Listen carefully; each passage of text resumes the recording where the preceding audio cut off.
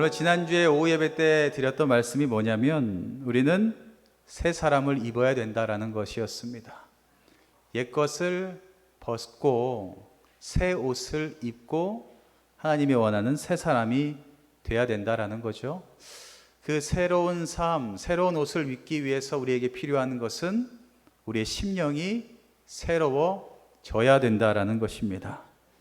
우리의 심령이 새로워져야지만 그 심령 가운데 주님이 임하시게 되고 우리는 예수님의 옷을 입을 수가 있게 됩니다.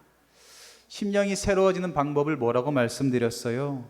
예수님을 따라서 의와 진리로 거룩하게 살 때에 우리는 그렇게 된다라는 것입니다.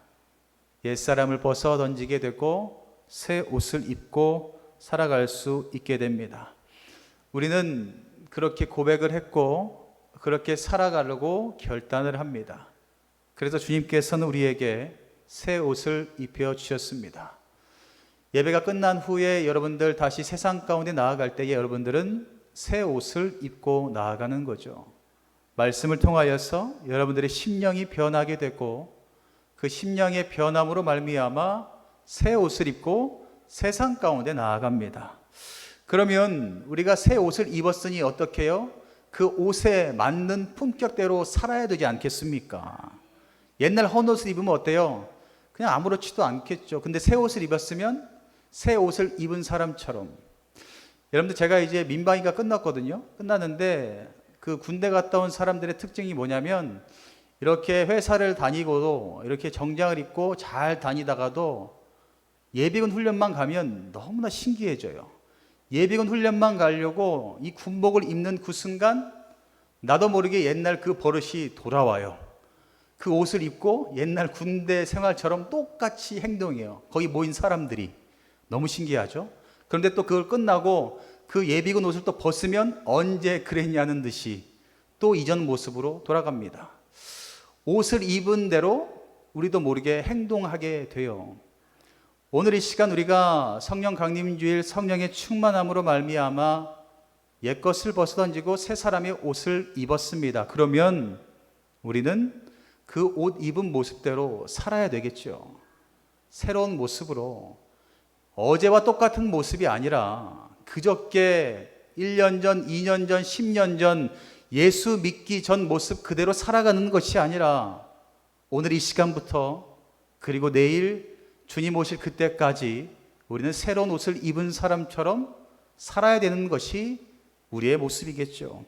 그러면 새 옷을 입은 사람이 그렇게 살아갈 때에 오늘 사도 바울은 조심해야 될 것을 세 가지로 말씀하고 있어요.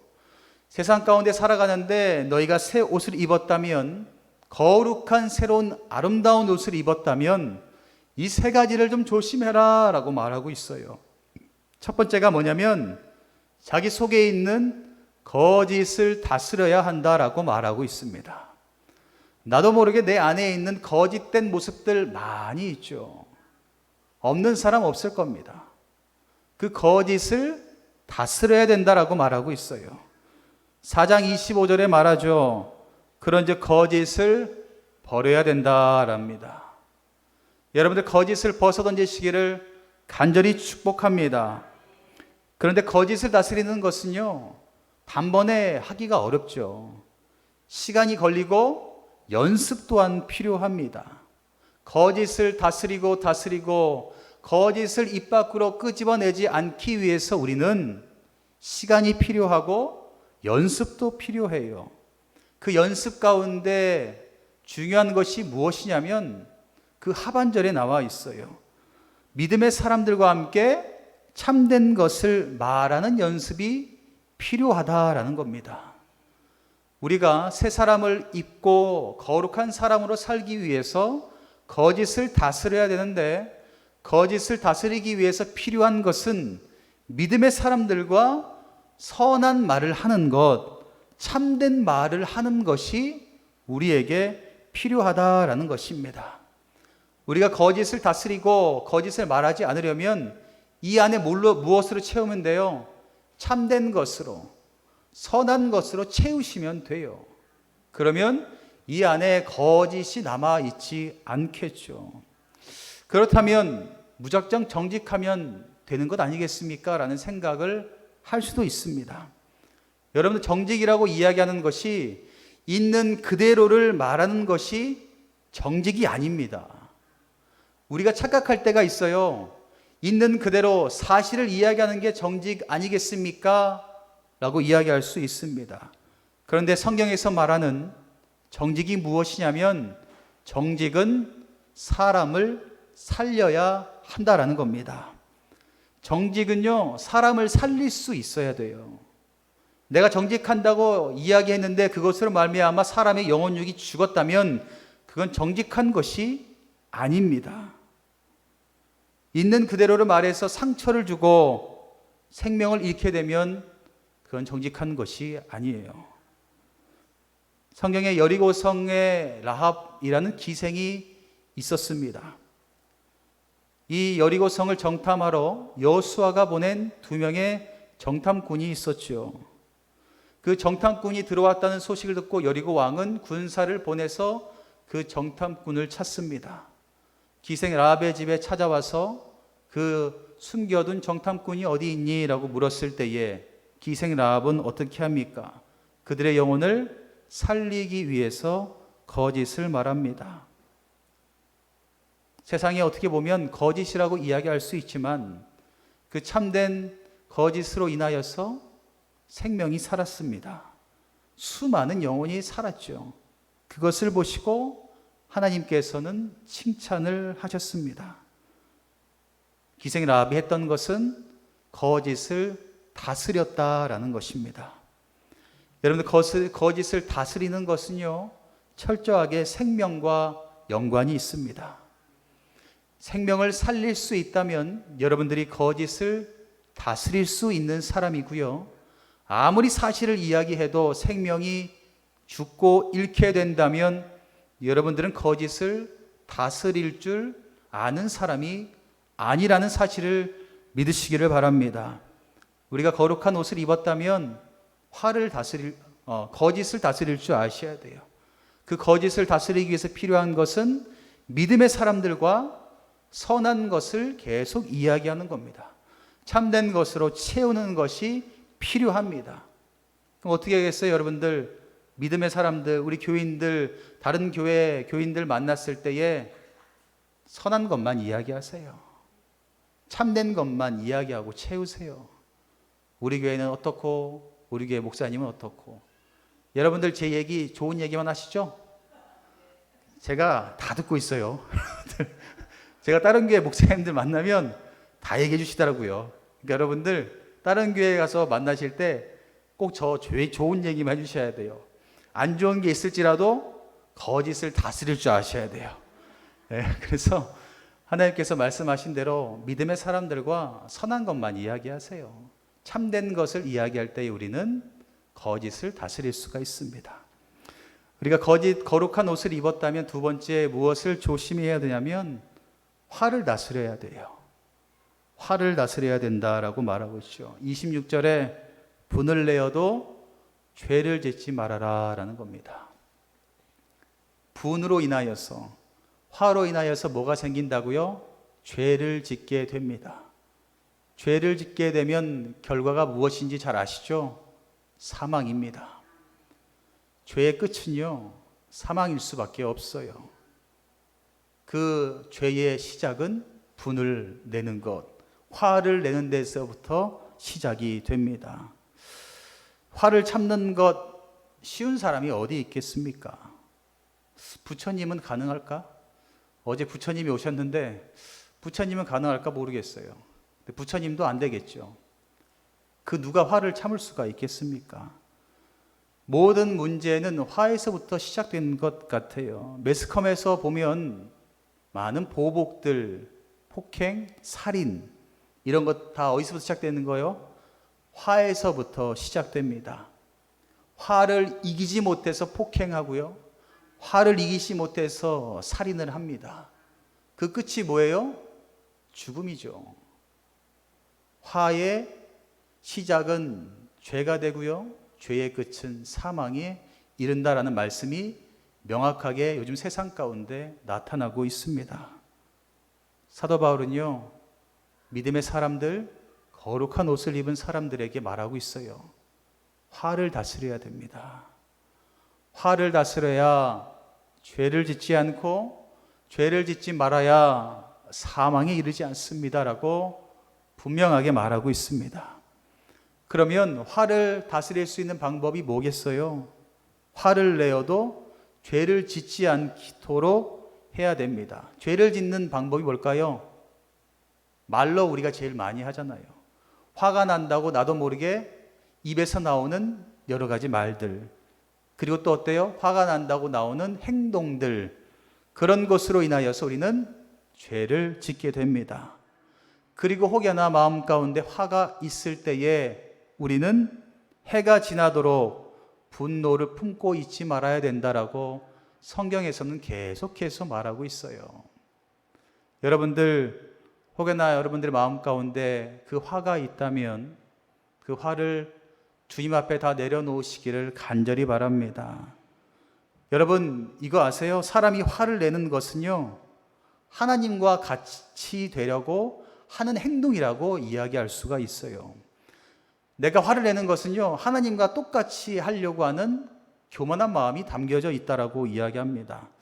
왜냐하면 하나님께서는 원수 갚는 것을 누구의 일이라고 말씀하세요? 내 일이 아니라 하나님의 일이라고 분명하게 말씀하세요. 원수를 갚는 것은 하나님의 일이다라고 말하고 있어요. 그런데 우리는 어때요? 화가 나면 그 원수를 누가 갚아요? 내가 갚아요, 내가. 어떻게든 내가 말로, 어떻게든 내가 행동으로 갚으려고 해요. 그럼 그 원수를 누가 갚는 거예요? 내가 갚고 있잖아요. 그 원수를 분명 하나님이 갚으신다 그러는데 내가 갚아요. 그러면 내가 무엇이 되려고 하는 거예요? 하나님이 되려고 하는 겁니다. 교만해지는 거죠. 하나님보다 높아지려고 하는 거죠. 그것을 하나님이 좋아하시겠냐라는 겁니다. 그래서 하나님께서는요, 화를 내지 말고 다스려라 라고 말하고 있어요. 화로 인하여서 우리는 죄를 짓고 사망에 이르고, 화로 인하여서 원수를 갚고 하나님처럼 되려고 하고 교만의 자리 가운데 앉을 수 있기에 하나님은 화를 다스렸으면 좋겠다라고 성경에서 계속해서 말하고 있습니다. 하나님께서 우리에게 원하시는 것은 화를 내고 분노를 품고 살아가는 것이 아니라, 마귀에게 틈을 내주고 살아가는 것이 아니라, 그 무엇보다 형제를 사랑하고 이해해야 된다라고 말씀하고 있습니다. 사랑하는 성도 여러분, 하나님을 사랑하신다면 이 말씀을 허투루 듣지 마시고 마음밭에 새기시기를 바랍니다. 하나님을 사랑한다면 이웃을 사랑해야 된다라고 그렇게 말씀하는데도 불구하고 그렇게 하지 못합니다. 우리는 그 말씀을 너무나 소홀히 여기기 때문이죠. 그러나 중요한 것은 하나님께서 하나님을 사랑하는 마음 가지고 이웃을 사랑하는 자에게 성령님께서 함께 하여 주시겠다라고 말씀하고 있습니다. 여러분들, 성령님이 함께 하신다면 그 사랑을 온전히 전할 수 있는 여러분들 되시기를 간절히 바랍니다. 그 시작 단계가 뭐라고요? 화를 다스려야 된다라는 것입니다. 마지막으로 세 번째, 무엇을 다스려야 된다라고 이야기하냐면 말을 다스려야 된다라고 말합니다. 너무나 많이 들으셨죠? 말 조심해야 된다, 말 조심해야 된다. 너무나 많이 듣고 믿음생활, 신앙생활하는 사람들 가운데, 교회 가운데 가장 큰 분열의 원인은 말입니다. 다른 것보다 교회 가운데 아무 말도 안 하면 분열은 없을 거예요. 근데 교회 가운데 너무나 말이 많아서 말로 인하여서 흩어지는 교회들이 너무나 많습니다. 4장 29절에 말하고 있어요. 무릇 더러운 말은 너희 입 밖에도 제발 내지 말아라. 오직 덕을 세우는데 소용되는 대로 선한 말을 좀 하고 듣는 자들에게 은혜를 끼쳐라 라고 말하고 있습니다. 분명하게 말씀하고 있죠. 더러운 말을 입 밖에도 내지 말라라고 말합니다. 근데 우리는 입 밖에 내요. 그러면서 하나님의 선을 구하고 있어요. 어불성설 아니겠습니까? 하나님께서는 분명하게 말씀하고 있어요. 입 밖에도 더러운 말을 끄집어내지도 말고 덕을 세우는데 꼭 필요한 선한 말을 좀 해라. 그 선한 말로 인하여서 은혜를 끼치게 해야 된다라고 말하고 있습니다. 누가요? 거룩하게 새 옷을 입은 사람이 그렇게 해야 된대요. 여러분들은 거룩한 옷을 입었다면 선한 말을 하시기를 간절히 축복합니다. 말 한마디로 천냥빚 갚는다라고 이야기하잖아요. 또한 말 한마디로 우리는 살인을 할 수도 있어요. 그만큼 말 한마디가 너무나 중요합니다. 그 말을 다스리기 위해서 바울은 우리가 선한 말, 은혜를 끼치는 말을 하기 위해서 애쓰고 노력해야 된다라고 말하고 있습니다. 내가 하는 말을 통하여서 은혜가 없다면 잘못된 말이니 여러분들 안 하는 게 낫겠죠. 내가 하는 말로 인하여서 은혜가 다 떨어지고 상처가 된다면 안 하는 게 낫습니다. 그러나 여러분들이 하는 그 은혜의 말 한마디, 선한 한마디로 다른 사람이 힘을 얻을 수가 있다면 그건 해야겠죠. 가만히 있는 것이 아니라 선하고 은혜를 끼치고 세울 수 있다면 그 말은 해야 되고, 그 말로 인하여서 상처받고 무너지고 분열되게 한다면 안 하는 게 낫습니다. 그렇게 하는 여러분 되시기를 간절히 바랍니다. 또한 말을 다스리려면 두 번째, 자기 입장에서 함부로 남을 평가해서는 안 된다라는 거죠. 내 생각만 하고 내 입장만 바라보면서 다른 사람을 내 기준에 딱 맞추어서 잣대로 평가해요. 그래서 내 기준에 어긋나면 나랑 어울리지 않는 사람, 나와 상종을 하지 말아야 될 사람이라고 판단을 합니다. 그러나 내 기준에 딱 맞으면 어떤 사람이에요? 좋은 사람, 가까이 해야 되는 사람. 언제부턴가 사람을 판단하는 기준이 내가 되었나요? 우리가 사람을 판단할 수는 없습니다. 사람을 판단할 수 있는 사람은 하나님밖에 없으세요.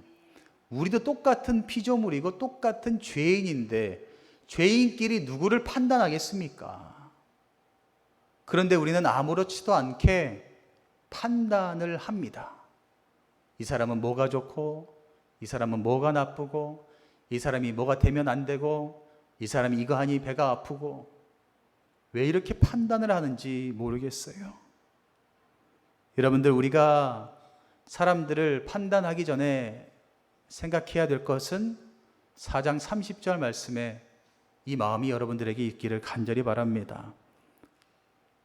함께 읽을까요? 하나님의 성령을 근심하게 하지 말라.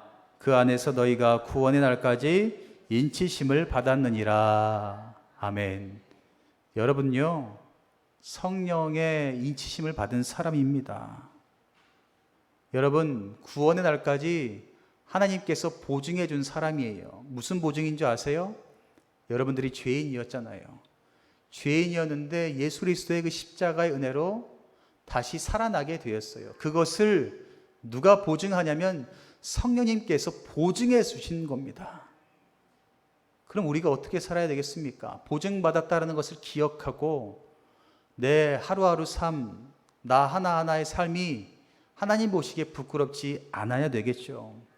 하나님을 근심하게 하지 말아야 되겠죠. 그것이 우리가 해야 될 모습이다라는 겁니다. 다른 사람을 내 기준으로 판단하여서 성령을 근심하게 하지 말고 내가 성령의 인치심을 받았다는 것을 기억하고 하나님을 기쁘시게 하는 삶을 살아갈 수 있도록 애쓰는 것이 우리가 해야 되는 모습이다라는 것입니다. 그렇게 우리가 성령의 인치심을 인정하고 하나님이 기뻐하시는 모습을 살아가게 된다면 주님의 은혜가 우리 주님께서 우리 마음 가운데 거하시게 됩니다. 그럼 우리는 이렇게 날마다 살아가면 될 것 같아요. 주님이라면, 주님이 내 안에 계신데 주님이라면 어떻게 말을 했을까? 주님이라면 어떻게 생각을 하셨을까? 주님이라면 어떻게 행동을 하셨을까? 이것이 거듭난 사람들, 새 옷을 사람들이 세상 가운데 살아가는 방법이에요. 여러분들이 할 때에 어떤 것을 할 때 이것을 꼭 한번 하나라도 대입해 보세요. 화가 났을 때 생각해 보세요. 하나님이라면 어떻게 하셨을까? 주님이라면 어떻게 하셨을까? 예수님께서 얼마나 화가 많이 날 상황이 있었겠어요? 얼마나 많은 화남이 있었겠습니까? 그럼에도 불구하고 예수님께서는 참고 사랑으로 덮어주셨어요. 우리도요, 어떤 것을 할 때 꼭 그렇게 한번 대입해 보세요. 예수님이라면 어떻게 말을 하셨을까? 예수님이라면 이렇게 심한 말을 했을까? 이렇게 상처되는 말을 했을까? 이렇게 남을 험담하는 말을 했을까? 남을 판단하고 정죄하는 말을 했을까? 대입해 보세요. 예수님이라면 거룩한 주일 하나님과 약속을 어기면서 이렇게 했을까? 이렇게 놀러를 갔을까? 여행을 갔을까? 대입해 보세요. 우리가 매일매일 그렇게 하나하나씩 예수님의 생각과 마음을 가지고 말하고 행동한다면 여러분들은 절대로 죄의 길에 서지 않고 사망의 길에 설 수가 없습니다. 여러분들의 삶은 하나님께서 지켜주시고 보호해 주셔서 거룩의 길 가운데 반드시 서 있게 될 줄 믿습니다. 사랑하는 성도 여러분, 왜 우리는 거룩한 것보다 거짓을 이야기할 때 너무나 좋아할까요? 다른 것이 아니라 우리가 진실한 것보다 거짓된 것을 더 좋아하는 습관을 가지고 있습니다.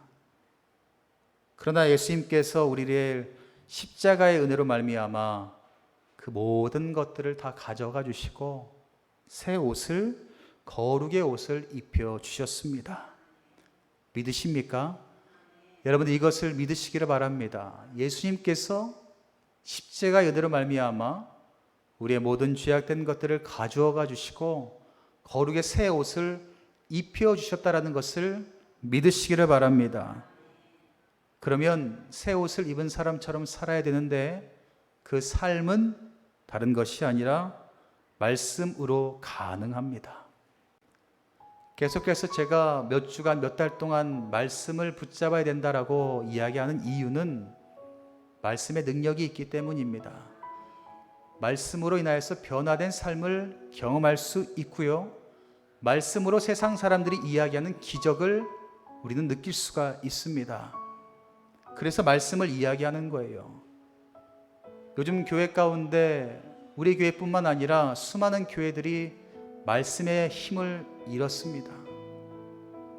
말씀을 하면 길다 그러고, 말씀을 하면 왜 이 얘기하냐 그러고, 어떤 교회 가면 정치 얘기하느라고 시간 다 가고, 어떤 교회 가면 경제 이야기하느라 시간 다 가고, 어떤 교회 갔더니 가족 이야기하느라 시간 다 가고, 예배를 드리는데 말씀의 힘을 잃어버린 교회들이 너무나 많습니다.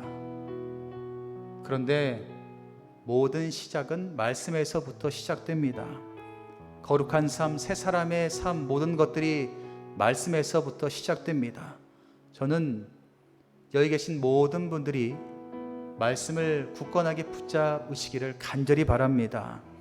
그래서요, 여러분들의 삶이 하나라도 변했으면 좋겠어요. 여러분들의 삶이 변해야 제가 하나님께 볼 면목이 있잖아요. 하나님께 칭찬 저도 좀 받아야 되지 않겠습니까? 그러려면 여러분들이 변하셔야 돼요. 여러분들이 변하시려면 말씀을 꼭 붙잡으세요.